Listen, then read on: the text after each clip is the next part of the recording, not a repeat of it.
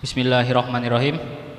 Assalamualaikum warahmatullahi wabarakatuh. Assalamualaikum warahmatullahi wabarakatuh. Ya, alhamdulillahirabbil alamin wa bihi nasta'in ala umurina waddin. Wassalatu wassalamu ala asrofil anbiya'i wal mursalin wa ala alihi wa sahbihi ajma'in, amma ba'du. Puji syukur marilah kita panjatkan kehadiran Allah Subhanahu wa taala. Karena berkat rahmat dan hidayahnya lah kita dapat berkumpul di tempat ini dalam keadaan sehat walafiat.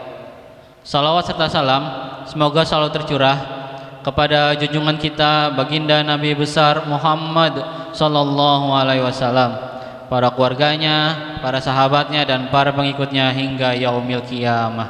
Amin amin ya rabbal alamin. Hadirin jamaah yang dirahmati Allah, pada malam hari ini marilah sama-sama kita dengarkan ceramah Ramadan salat tarawih yang insya Allah akan disampaikan oleh guru kita Ustadz Ramdhani Bahtiar. Kepada beliau kami persilakan dengan segala hormat. Sallallahu ala Muhammad.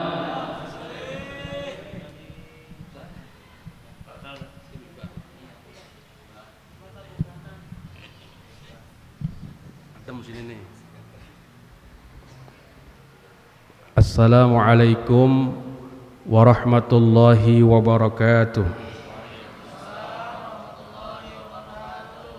Alhamdulillahilladzi bi ni'matihil mutawatirah wa minannihil mutakatsirah, wassalatu wassalamu ala sayyidina Muhammadin sayyidi ahli dunya wal akhirah wa ala alihi wa sahbihi minal ansari wal muhajirah, amma ba'du.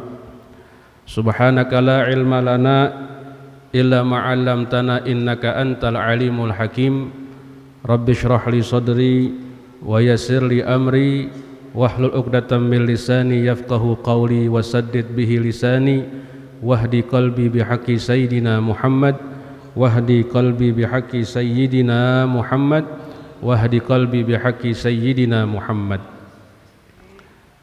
Para qaimin wal qaimat Jamaah Masjid Jami' Al-Murtada rahimakumullah, syukur alhamdulillah kita panjatkan kehadirat Allah Subhanahu wa taala atas limpahan karunia-Nya, nikmat-Nya yang begitu banyak diberikan kepada kita, terutama nikmat iman wal Islam, hidayah, taufik, sehat wal afiyah, sehingga kita dapat melangkahkan kaki kita melaksanakan kewajiban kita sebagai muslim, sholat isya berjamaah di masjid ini dan dilanjutkan dengan sholat sunnah tarawih. Mudah-mudahan langkah kaki kita senantiasa diberkahi oleh Allah Subhanahu wa taala, diangkat segala macam bala musibah oleh Allah Subhanahu wa taala. Selalu kita mohon kepadanya agar keluarga kita dijadikan keluarga yang sakinah, mawaddah, warahmah. Anak-anak kita mohon kepada Allah agar dijadikan anak yang benar, saleh dan salihah. Dan yang paling utama, bila kita mati meninggalkan dunia ini, mati membawa iman husnul sekarang apa besok? Kita kepengennya husnul khatimah, kapan aja dipanggil, yang penting husnul khatimah. Malam ini, malam 23, tentunya sudah kesekian kalinya kita mendengarkan tausiah dari para asatis, para kiai kita. Di daftar jadwal penceramah saya jatuh pada yang ke-12. Berarti kalau ibarat makanan, Jamaah Al-Murtada ini sudah kenyang dengan materi bulan suci Ramadan. Dan minggu tanggal 18 April pagi saya sudah mengisi di sini tentang format struktur Quran secara garis besarnya. Malam hari ini kita disuguhi oleh imam tadi berulang kali membaca surah Al-Qadar, inna anzalnahu fi lailatul qadar wa ma adraka ma lailatul qadar, lailatul qadri. Ada 3 yang diulang-ulang, lailatul qadar, lailatul qadar, lailatul qadar. Tentunya sudah banyak kita mendapatkan penjelasan materi tentang malam qadar. Saya katakan bahwa materi Ramadan itu memang berputar di wilayah itu saja. Namun kita kepengen ruhani kita ini makin hari, makin tahun, makin didewasakan oleh Allah Subhanahu wa taala. ditinggikan pemahaman kita, penghayatan kita dengan mencontoh Nabi kita Muhammad sallallahu alaihi wasallam. Ibu, bapak yang dimuliakan Allah Subhanahu wa taala, kita ini sebenarnya di dunia ini mempunyai dua sayap menuju Allah Subhanahu wa taala, yaitu sayap harap dan sayap takut. Kita berharap amal kita diterima oleh Allah, mati masuk surga, betul enggak? Tapi kita juga takut amal kita ditolak oleh Allah. Karena kalau kita baca ayat, ada juga amal yang ditolak oleh Allah. Kita baca hadis, ada juga ibadah yang enggak diterima sama Allah. Tadi kita baca ara'aital fawailul lil musallin, celakalah buat orang-orang yang sholat. Kalau baca sampai sini aja, orang baca terjemahan celakalah buat orang-orang yang sholat, dia nggak lanjutin baca terjemahnya atau ayat selanjutnya, dia akan mengatakan kalau gitu percuma dong kalau sholat celaka. Oh, ternyata Allah katakan yang celaka itu yang sholatnya riya, mereka yang sholatnya lalai. Orang tasawuf mengartikan celaka buat orang yang sholat, orang yang merasakan upaya daya dia yang sholat. Yang diterima sholatnya yang merasakan bahwa itu adalah fadol, taufik, anugerah dari Allah Subhanahu wa taala. Itu yang diterima sholatnya. Jadi kita sholat, kita rasakan itu fadol dari Allah, karunia dari Allah Subhanahu wa taala. Karena itu orang beriman itu, saya katakan sering di sini, baina hasanatain, di antara dua kebaikan. Kebaikan yang sudah dikerjakan dan kebaikan yang lagi ditunggu akan datang. Kita ini udah sholat isya di bulan Ramadan, nunggu kebaikan sholat taraweh. Ntar taraweh kita nunggu kebaikan apa lagi? Kebaikan petugas tausiah berdiri. Ini orang mukmin begitu kerjaannya, nunggu kebaikan-kebaikan. Habis tausiah kita nungguin lagi ntar sholat witir, kan begitu. Habis sholat witir kita pulang ke rumah, ngapain? Nerusin makan, kebaikan semua. Orang mukmin apa begitu? Yang ngopi ngelanjutin ngopinya, yang kolak ngelanjutin kolaknya. Karena kita sudah dididik oleh Ramadan, ternyata makan minum itu ya seperlunya. Hidup di dunia ini bukan sedapatnya, tapi hidup di dunia ini seperlunya. Dulu kiai sering ngajarin tuh, kalau cinta Allah sepenuhnya, cinta dunia seperlunya. Puasa kan didik kita begitu, cinta Allah sepenuhnya, cinta dunia seperlunya. Jangan dibalik, cinta Allah seperlunya, cinta dunia sepenuhnya. Makanya rugi kalau orang sudah puasa tidak ada kerinduan dia untuk berjumpa dengan Allah, itu rugi. Karena Nabi katakan orang berpuasa itu girang ketika dia berbuka, girang ketika dia berjumpa dengan Tuhan. Anak kecil, anak saya di rumah itu kalau jam 11, jam 12 ini umumnya orang tuh mulai perih puasa tuh, karena terjadi autolisis namanya kan. Autolisis itu pembuangan sampah besar-besaran dalam tubuh, 8 jam putarannya. Kita sebelum puasa itu makan misalnya jam 7, jam 8 makan lagi, jam 9 makan lagi, ngemil. Itu nggak ada kesempatan sampah terbuang dari tubuh, atau bahasa kerennya detoksifikasi, nggak ada kesempatan. Tapi begitu puasa jam 4 kita sahur, dikasih kesempatan itu oleh Allah Subhanahu wa taala untuk terjadi autolisis, yang namanya pembersihan sampah, sel-sel kotor yang digunakan di tubuh dibuang besar-besaran, dan dia akan beroperasi terus selama tidak masuk makanan. Nah, jam 11 itu proses mesin perut pembuangan sampah besar-besaran sehingga terjadi perih jam 11. Betul nggak Bu? Ibu-ibu udah pengalaman dia. Yang gemuk itu nggak terjadi perih karena selnya banyak cadangannya. Kalau yang gemuk, yang kurus berasa banget. Anak saya itu berasa banget jam 11 sampai jam 12, sampai dibilang setan datang lagi, Bi. Setan datang lagi, pengen makan, pengen minum. Tapi begitu diajak tidur, pules jam 1 bangun, menang. Nggak terjadi lapar perih lagi, menang dia. Dan begitu buka puasa, girangnya luar biasa bocah. Alhamdulillah, menang Bi lawan setan. Menang Bi lawan setan, alhamdulillah. Kita lihat kegembiraan bocah anak kita yang girang. bagaimana nanti kita nih yang udah dewasa rohaninya ketika di padang mahsyar yang kita nantikan perjumpaan dengan Allah Subhanahu wa taala. Nadhirah ila rabbiha nadhirah.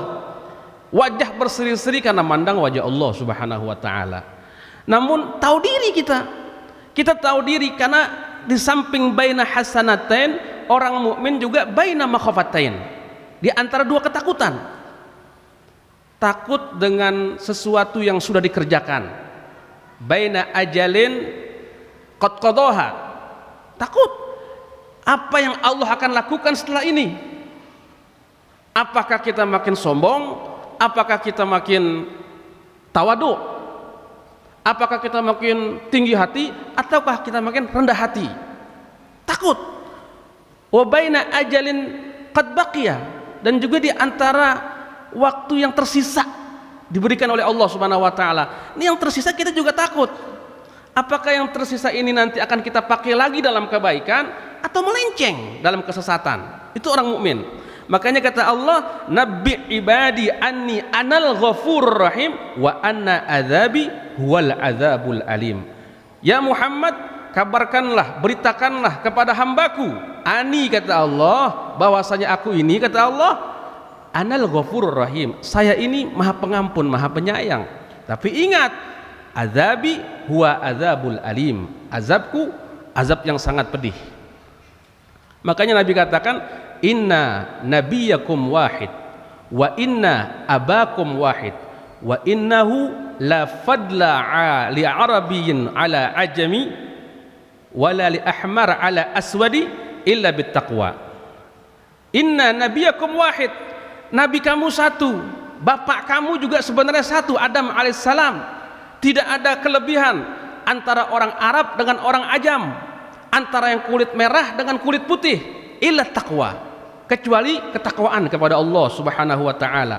Maka siapapun kita ini sayapnya sama, sayap roja dan sayap khauf, sayap takut dan sayap harap. Nah, hadis ini yang Nabi katakan tidak ada kelebihan antara orang Arab dengan orang Ajam, tidak ada bedanya kecuali dengan takwa. Ternyata banyak membuat orang-orang soleh ini menangis, termasuk cucu cicitnya Rasulullah Shallallahu Alaihi Wasallam, Ali Zainal Abidin. Dalam kitab Tuhfatul Mardiyah fil Akhbar Qudsiyah wal Ahadits Nabawiyah, ada satu kisah yang menarik buat kita jadikan renungan. Cucunya Rasulullah, cicitnya Imam Ali bin Husain bin Ali bin Abi Thalib. Jadi cicitnya Rasulullah Shallallahu Alaihi Wasallam, Ali Zainal Abidin, yang terkenal dengan Imam Sajjad, ahli sujud, yang sehari sholat sampai ribuan rakaat. Beliau makin tawaduk kepada Allah Subhanahu Wa Taala sehingga ada seseorang maulanya yang mendengar beliau merintih di samping Ka'bah, bi astadil Ka'bah. Saya senang nih baca kisah kayak gini karena ada satu senandung syairnya beliau yang kalau dibaca di bulan Ramadan secara pribadi bisa melembutkan hati. Samping Ka'bah beliau merenung dan menangis, merasa dirinya paling kotor, sambil bersenandung, ala ayyuhal maqsud fi kulli hajatin syakautu ilaika durra farham sikayati, gitu. Ala ayyuhal maqsud fi kulli hajatin, wahai Allah, zat yang dituju oleh semua orang yang punya kebutuhan, aku sedang mengadu kepadamu ya Allah, sedang mengadu kepadamu ya Allah tentang bahaya rusaknya diri ini ya Allah, maka rahmatilah pengaduanku ya Allah. Ya Allah, taksifu kurbati, engkaulah yang menghilangkan kesusahanku ya Allah. Fahabli dzunubi kullaha, ampuni dosaku semuanya ya Allah. Waqdi hajati, dan tunaikanlah hajatku. Renungannya cakep sekali, senandungnya cakep sekali. Yang beliau minta tuh maghfirah sama Allah, udah nggak minta apa-apa. Segitu banyaknya ibadah tetap yang minta maghfirah. Sampai-sampai beliau katakan, ataitu bi a'malin qabahin radiatin, aku datang kepadamu ya Allah dengan banyak banget segala macam kejelekan dan kehinaan ya Allah. Mungkin ya Allah, wa ma fil wara abdun janiyun kajinayati. Enggak ada lagi seorang hamba yang paling rusak kecuali aku. Ini didikan seorang arif billah, didikan. Jadi kita enggak merasa bangga dengan amal yang sudah banyak kita lakukan di bulan Ramadan. Akan tetapi kita berlomba-lomba karena takutnya kita amal kita enggak terima sama Allah, kita berlomba-lomba terus. Sehingga yang kita harapkan nanti timbangan kebaikan kita lebih berat daripada timbangan kejelekan. Beliau Imam Ali masih mengatakan wa ma fil wara abdun janiyun kajinayati. Enggak ada lagi hamba yang paling rusak, kriminal seperti kriminalku. Orang kan bertanya, apa kriminal orang ini? Sehingga di samping beliau ada seorang Asma'i namanya, mendengarkan siapa ini yang bersenandung segitu terseguk-seguknya. Sampai dikatakan atuharrikuni binnar ya Rabb. Apakah kau akan bakar aku dengan neraka wahai Allah? Atuharrikuni binnar. Apakah kau akan bakar aku dengan neraka? Ya ghayatal muna, engkaulah zat pengharapan setiap hamba. Sedangkan aku punya harapan dan punya rasa takut kepadamu. Fa aina rajai wa aina makhafati. Ini luar biasa. Orang ahli ibadah yang sholat ribuan rakaat masih merasakan dirinya paling rusak. Datanglah Asma'i kepada Imam Ali Zainal Abidin. Beliau lihat, beliau angkat kepalanya ketika lagi nangis. Beliau nangis Asma'i sampai tangisannya mengenai pipinya Imam Ali Zainal Abidin. Kemudian Imam Ali ngelihat, membuka matanya. Man anta? Siapa engkau? Ana abduka Asma'i ya Sayyidi. Aku hambamu, budakmu wahai Sayyidi. Beliau tanya, ma hadal buka ya Sayyidi? Anta min ahlil bait. Apa arti tangisan ini wahai Sayyidi? Engkau itu keluarga Nabi. Alaihissallahu ta'ala yaqul, bukankah Allah berfirman, innama yuridullahu liyudhiba ankum ridza ahlal bait wa yutahhirukum tathira. Bukankah Allah berfirman Allah akan membersihkan keluarga Nabi sebersih-bersihnya? Kenapa engkau segini terseduh-seduhnya seolah-olah engkau yang paling banyak dosa?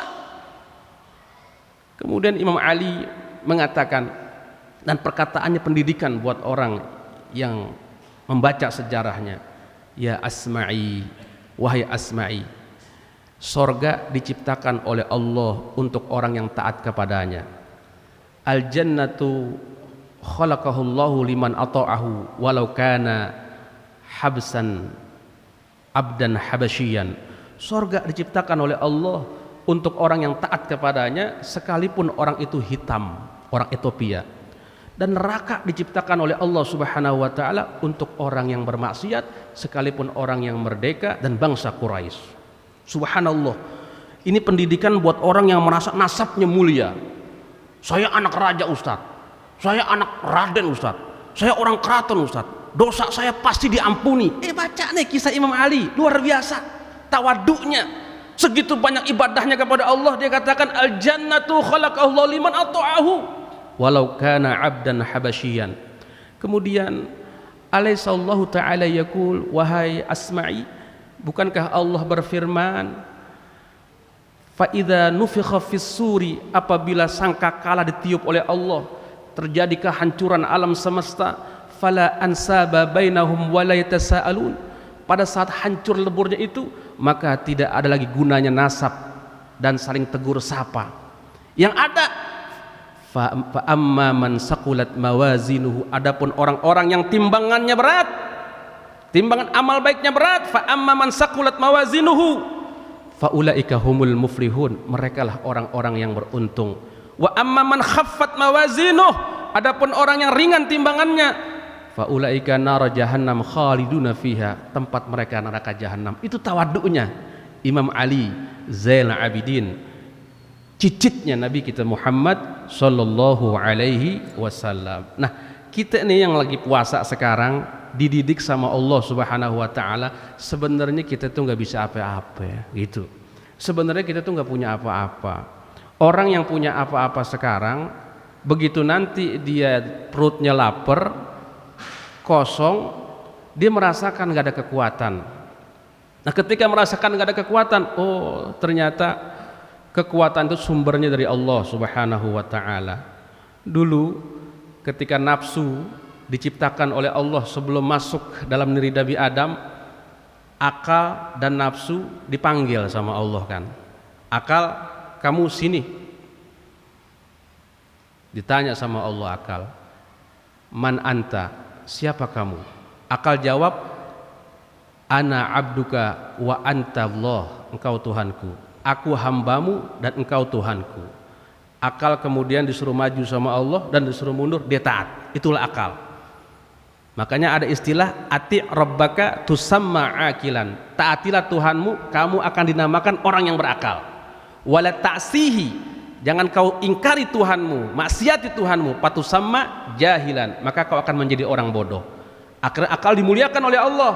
Begitu nafsu dipanggil sama Allah, nafsu sini kamu, man anta, ana, anta. Tuh nafsu begitu. Saya, kamu. Enggak mengakui Allah sebagai Tuhan.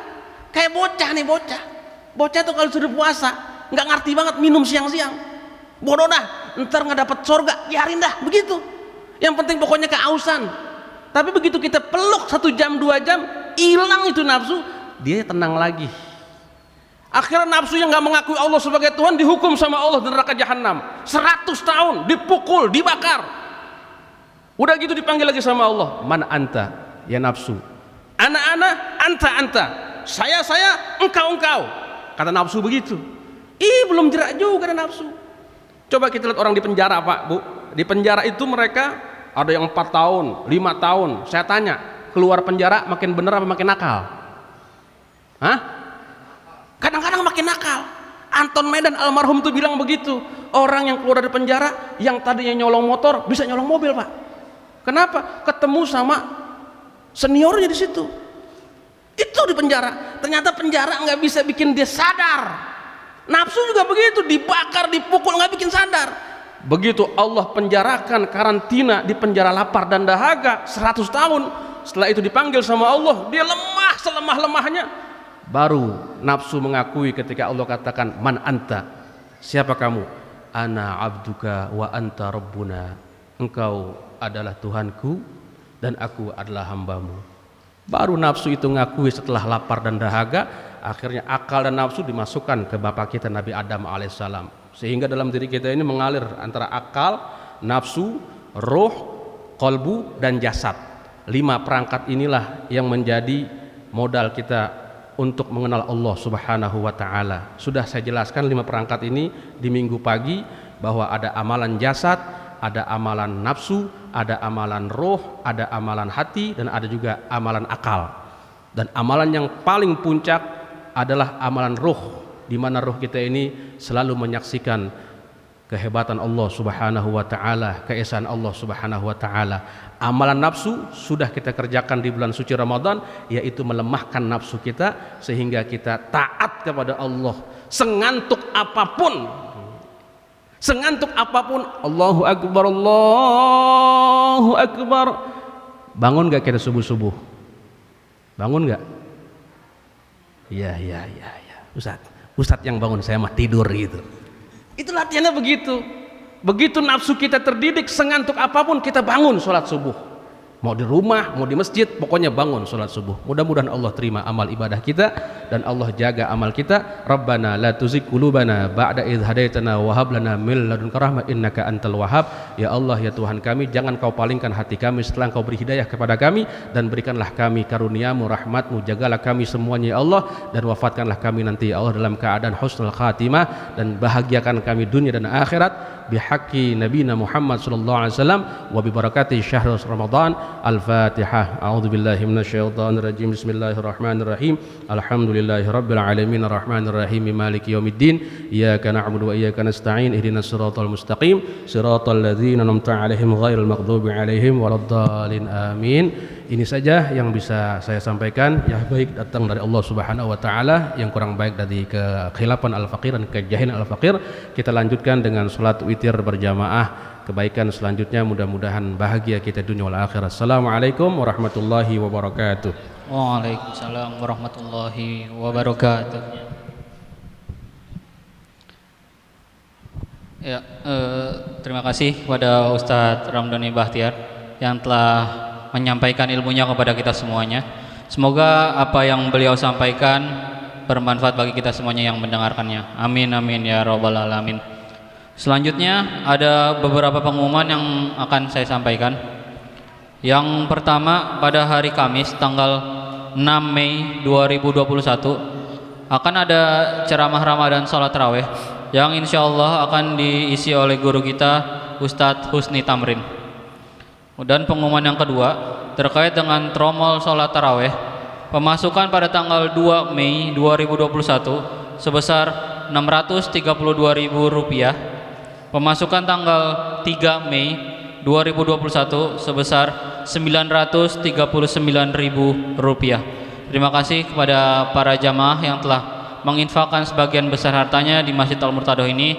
Semoga mendapatkan balasan yang setimpal oleh Allah Subhanahu wa taala. Amin amin ya rabbal alamin.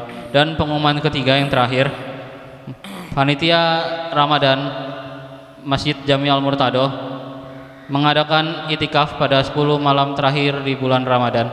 Jadi untuk para jamaah yang ingin hadir silakan datang ke Masjid Jami Al-Murtadoh.